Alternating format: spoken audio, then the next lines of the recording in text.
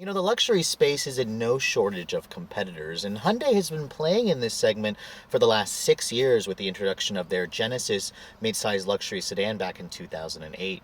Now, when the company rolled out their second generation last year, it rectified a lot of the flaws with the first Genesis sedan. So, after a full year on the market, I'm taking a look at this 2016 Genesis sedan 3.8 equipped with the new HTRAC all-wheel drive system. Let's take a look and see if it's still worth a look in this crowded luxury space.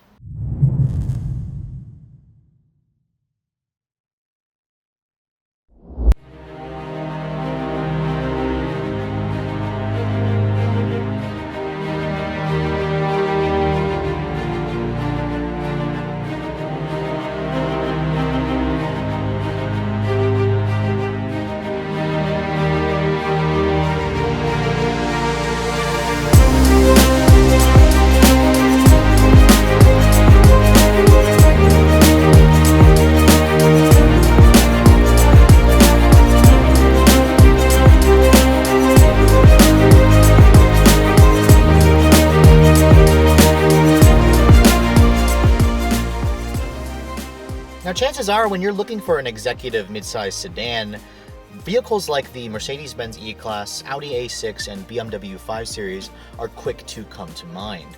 Now, when Hyundai introduced the Genesis, it was a big turning point for the company. This was a brand at the time that was known for offering a lot of value-oriented, inexpensive offerings in their segment that had a long warranty. They were very competitive. However, as a luxury brand, Hyundai just didn't have that cred. And over the years, the company has really been building that up. And today, Hyundai vehicles are very competitive in every segment that they compete in. Now, when this second generation Genesis sedan rolled out last year, it fixed a lot of the issues that the consumer and the critics had with the first generation Genesis. Hyundai gave the design a much more cohesive, more stunning and elegant theme, especially when you look at the front of this car. Now, this Genesis sedan is Hyundai's midsize offering, which they slot it below the top of the line Equus, which will be replaced with the G90 next year. Now, speaking of the Genesis name, those of you who have been following the media will know that Genesis is becoming its own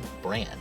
For 2017, Hyundai will rename this car the Genesis G80, going with that alphanumeric theme that every luxury player goes with. And they will be introducing 6 new models by the year 2020, including a crossover, a sporty coupe, and a BMW 3 Series Fighter, something smaller than the Genesis sedan that I'm showing you today. Now, in terms of the design, I think the Genesis sedan is still a stunningly conservative, clean, and elegant design, even after a year on the market. You can see my tester is the 3.8 liter V6 with the HTRAC all-wheel drive system.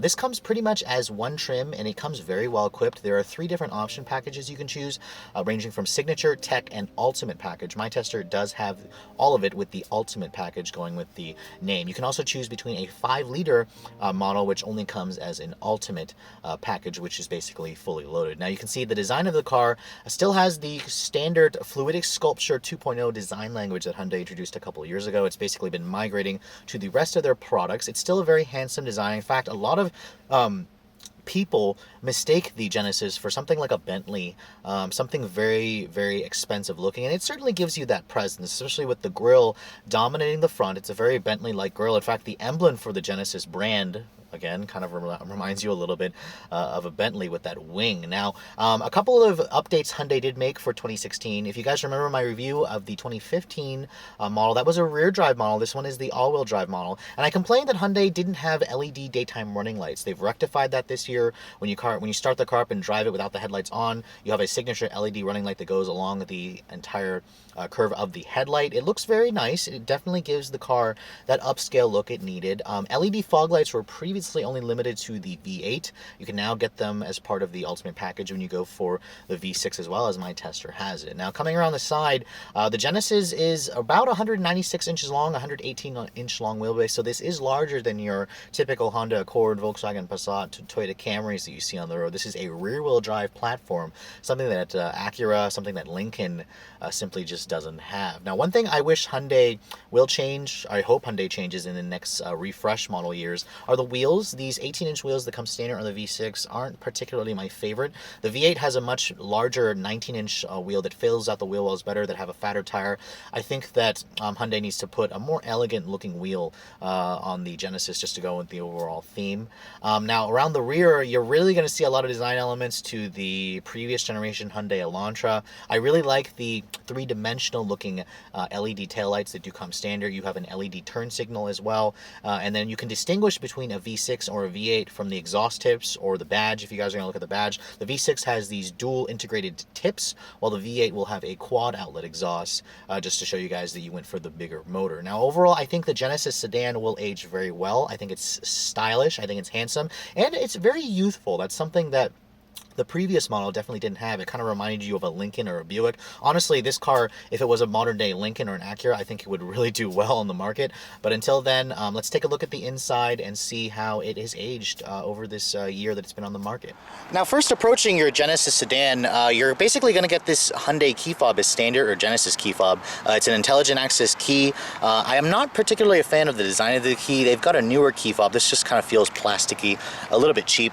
But anyways, just to keep to enter the vehicle, all you have to do is keep the key in your pocket. To lock it, you push the button here, and then to unlock it, you push the button again, and that will unlock the doors and unfold the mirrors if you have it in its automatic setting. Now, opening the door and looking at the cabin, now one thing I want to mention really quick are these seats. They are one of the most comfortable, supportive, soft seats in the segment I've ever tested, and honestly, in this class, every competitor has really good seats, but Hyundai is really onto something with this seat. It's got really nice bolsters. It's got an adjustable thigh support. The bolster itself, you can adjust this to make it tighter or looser depending on what kind of body you have, and the seats just coddle you. It's just an immensely comfortable and easy seat to just basically get comfortable in. Now, looking at the rest of the cabin, you can see here, it's pretty dark in here.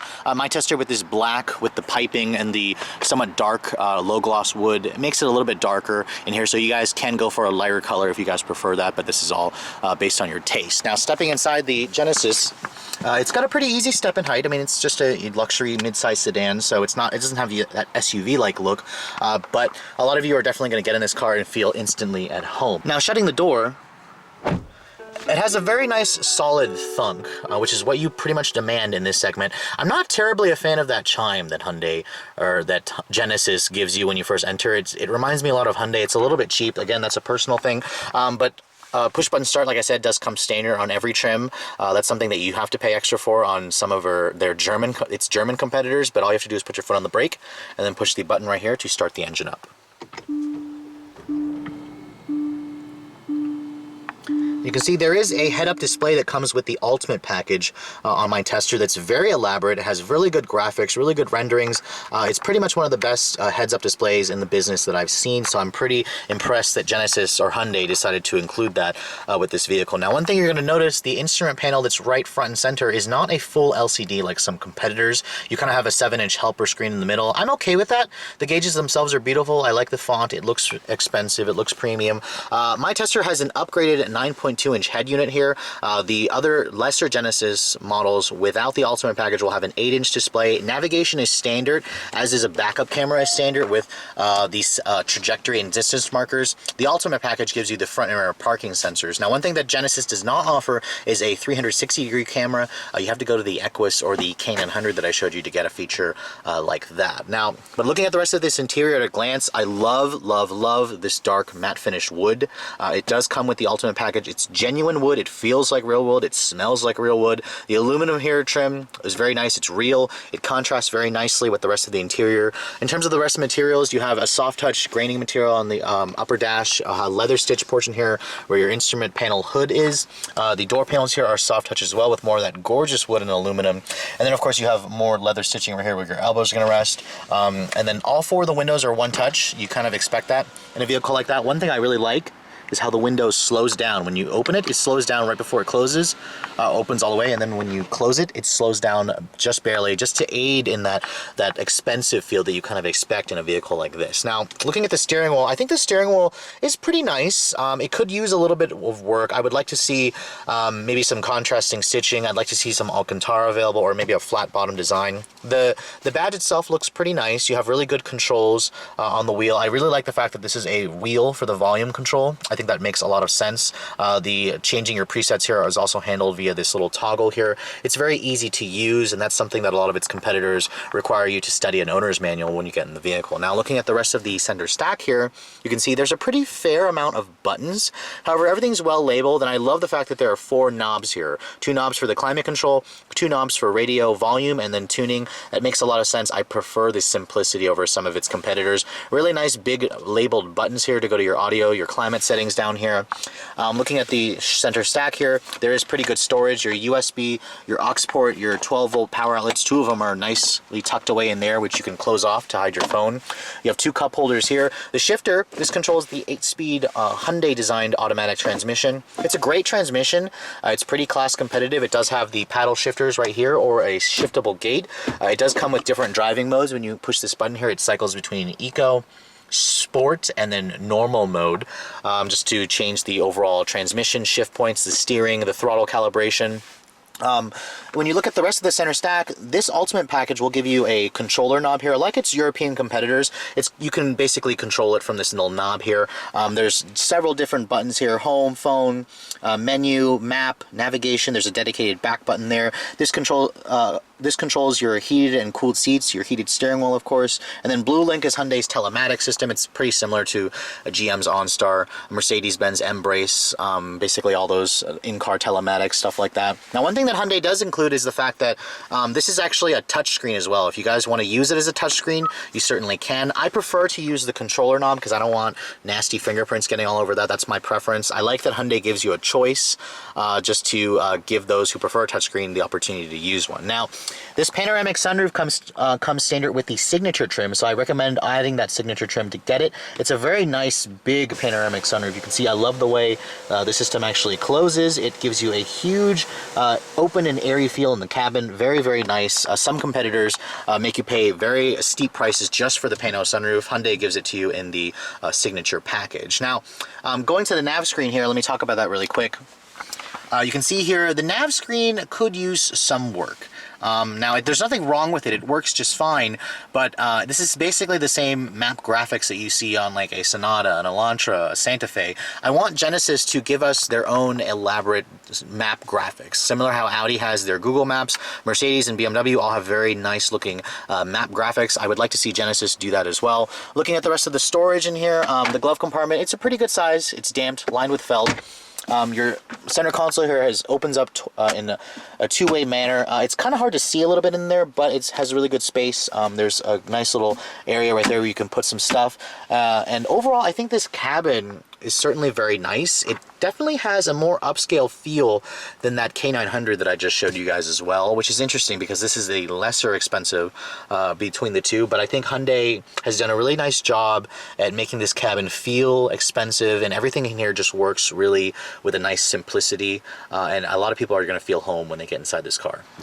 Now, looking at the back seat of the Genesis, you can see it's a very spacious back seat, which is what you expect when you purchase a mid-size luxury sedan like this. But getting inside the back seat here, you can see the floor is nice and low. You have very excellent foot space underneath here, and the carpet in here is really plush, so that's another thing that's adding to the level of quality. Now, shutting the door, you do have these manual retractable sunshades. Some of their competitors make you pay a lot extra for these. These are at least an a la carte option. Hyundai gives this to you on the signature trim, I believe, and then you have more of this wood, soft touch materials, and then some more stitching down here. The Lexicon Premium audio system, there's 2 different levels. When you guys go for the Ultimate trim, it gives you 17 speakers. The signature and up trims give you 14 speakers. It sounds fantastic, basically as good as those Bang & Olufsen systems you're going to find in its competitors. Now, folding this armrest down will reveal a cup holder right here and your heated seat controls for the rear seats. That's kind of important when you guys are going in this class. The seats themselves, very comfortable. They're not power adjustable and reclining like it was on the K900 or the Equus, which is going to become the G90. But again, this is the vehicle below that, so you're not really going to expect that. This button here controls the rear seat power sunshade, which is a very nice feature to have. When everything is closed, I mean, this back seat basically feels very private, and it feels like a very nice place to spend time. Now, one feature that Hyundai definitely likes to advertise is their smart open entry trunk system. All you have to do is keep the key fob on you, approach the vehicle, the back of the vehicle, it'll start beeping. If you stand here for 3 seconds, after 3 beeps, the trunk will automatically open. Now this power trunk function is only available on the Ultimate package, so you guys gotta go for that if you want that feature. Now you can see when the trunk opens up, it's huge, it's massive. It's 15.5 cubic feet of space, which is right in line with its competitors. You kind of expect it in a vehicle this large. The trunk itself, pretty nicely finished. The seats, they do not fold down, but you do have a pass-through right there just for longer items. And then looking underneath the floorboard here, you can see Genesis gives you a spare tire, a temporary spare, thankfully, so you're not dealing with a fix-a-flat kit or run-flat tires.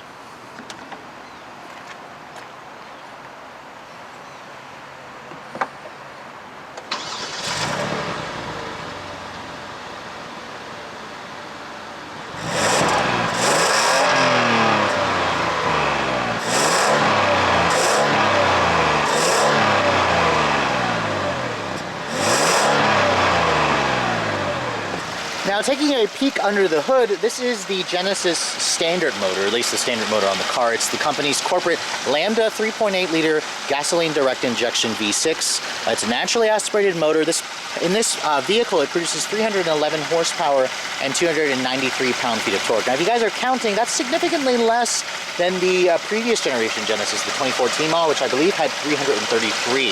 Now Hyundai says that they beefed up the torque, the mid-range torque of this vehicle, so it feels quicker. And honestly, it's probably the most motor that you're ever going to need. 0 to 60 times are around 6.5 seconds. Is paired with that 8-speed auto. The vehicle weighs about 4,100 pounds with rear drive. The all-wheel drive model is about 150 pounds heavier.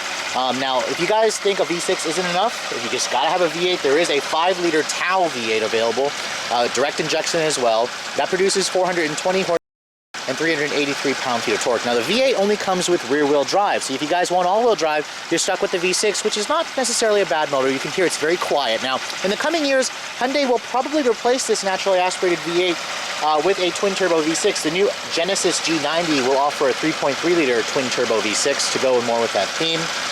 Start-stop technology is not available on this car. Some competitors have it, so fuel economy is down compared to its competition. Now, this all-wheel drive model is a little bit of a gas guzzler. It's rated at 16 in the city, 25 on the highway. If you guys go for rear drive, it's like 18.29. The V8 drops it to like 15.24. So again, you're going to pay a penalty when you go with the V8. Now, all transmissions or all engines have an 8-speed automatic that drives the rear wheels or all-wheel drive. Let's get out on the road and see how this combination works together, shall we?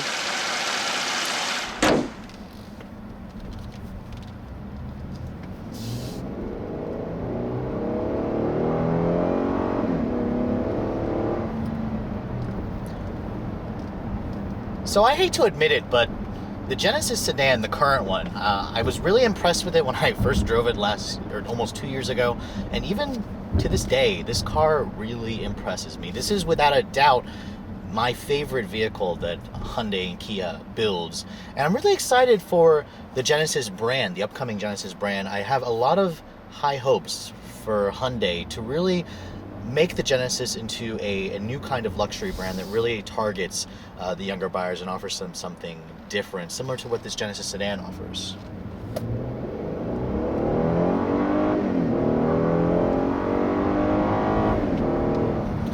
Now, this 3.8-liter V6, I'm pretty familiar with this engine. It's very smooth. It has very good power. It is a little bit light on the torque. I mean, this is a naturally aspirated engine.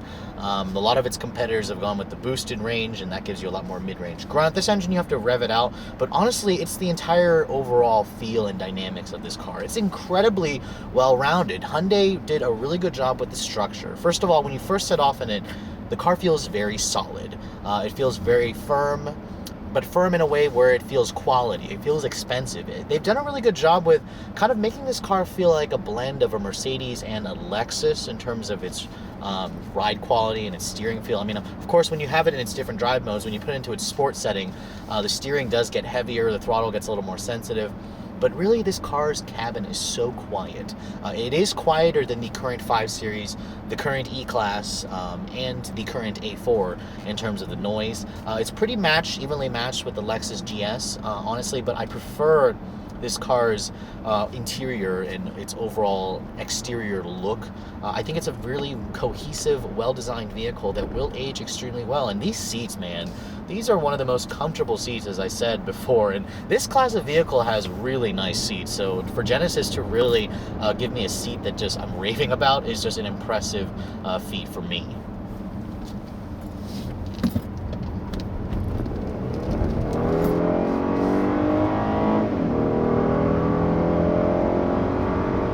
Now, one thing about the Genesis sedan is it's not a sports sedan. This is not going to fool you into thinking you have an Audi S6 or a BMW M5 or an E63 or something like that. However, what they've done here is they've given you an extremely well-rounded midsize executive sedan. The steering itself, while it is a little bit on the numb side, it gives you some pretty good feedback, and the chassis feels pretty playful. It's kind of what it's begging is just for more power.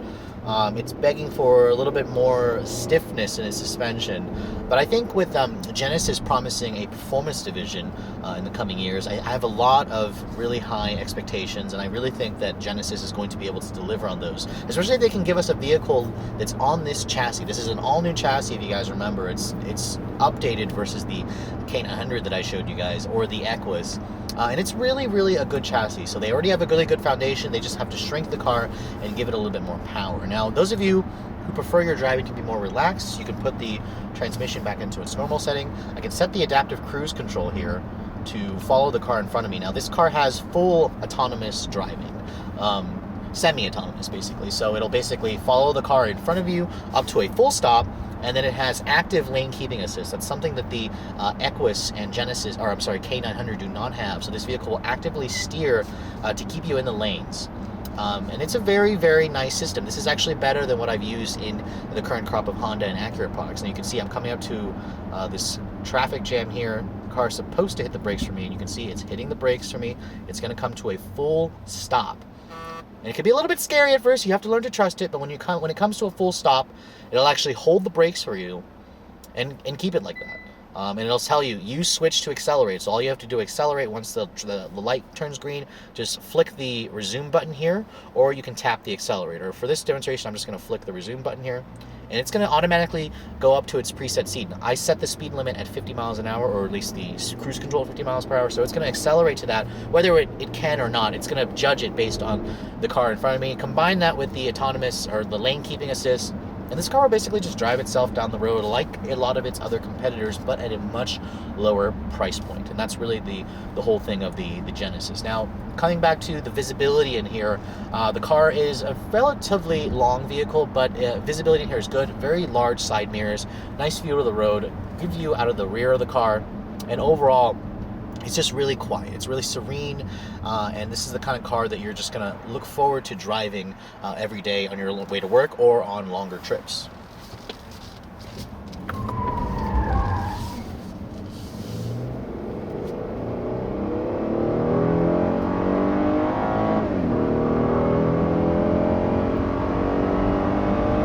Now, once you let the revs build up, this car will get to 60 in the mid 6 second range, around 6.6 seconds.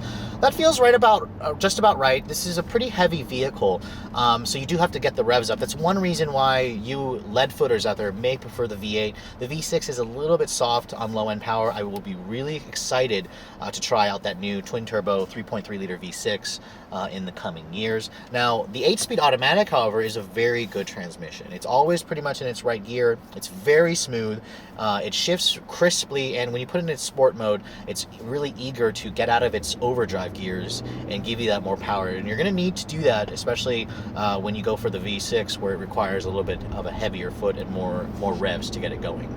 Now, I want to briefly talk about the all-wheel drive system in the Genesis sedan. Now, this is an all-new all-wheel drive system that they developed. They call it HTRAC. It kind of sounds like a name that they brought back from the 80s, to be honest. But it is a all-wheel drive system that stays primarily rear-drive biased. So Genesis wanted to preserve the rear-drive dynamics of this car. Honestly, it's pretty in line with what you expect from the rest of the class with Audi's Quattro, Mercedes 4MATIC. It doesn't have much in the terms of torque vectoring. I believe the torque split is like a 6 60% rear, 40% front, and then it'll alternate the power shifting based on what wheels need power.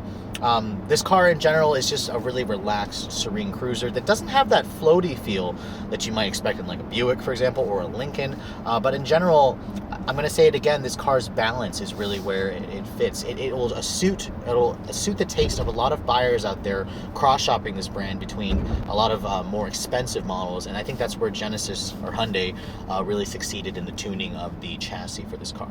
Now let's talk about a couple of numbers here. Now, regarding the fuel economy, I mentioned earlier this car is a little thirsty by a lot of its competitor standards, rated at 1625 with all-wheel drive. Now, in the real world, I've only been averaging about 15 in the city. So again, I have a pretty heavy foot.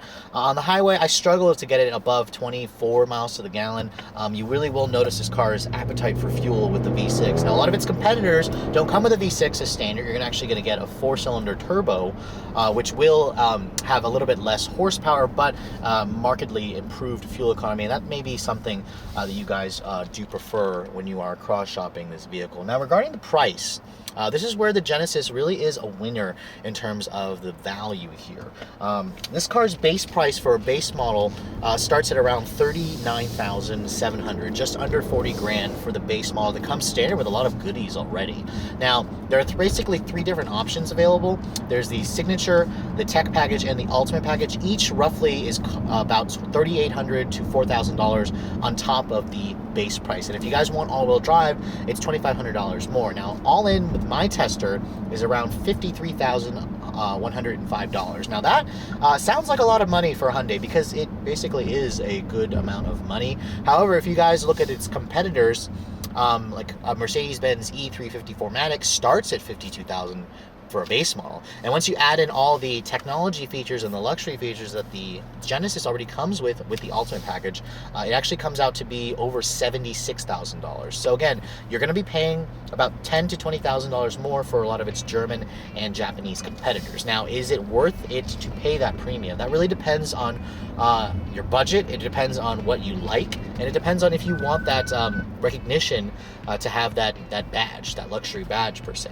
Some of you really don't care to have that badge, the Mercedes badge or the BMW badge, and you're going to be okay with something like this that slips a little bit more under the radar, but is still a very nice vehicle to own and drive. And again, if you guys are considering the V8, that vehicle will cost about roughly $4 grand on top of this one. So I mean, all in, this car will still come in at under $58,000 for a fully loaded model with a V8. If you guys go with a V8 for its competitors, you're going to be approaching $100,000 easily, especially if you pick one of its German sedans. Now, with all that said, you're probably wondering, would I personally buy this vehicle? Now, there are a lot of cars that I would personally buy over this, buy this car over. I would purchase the Genesis over any Acura product right now, any Lincoln product. I haven't driven the new Continental. We'll see about that.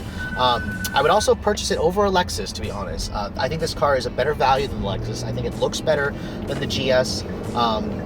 And I think it is just a much better vehicle in terms of what I prefer.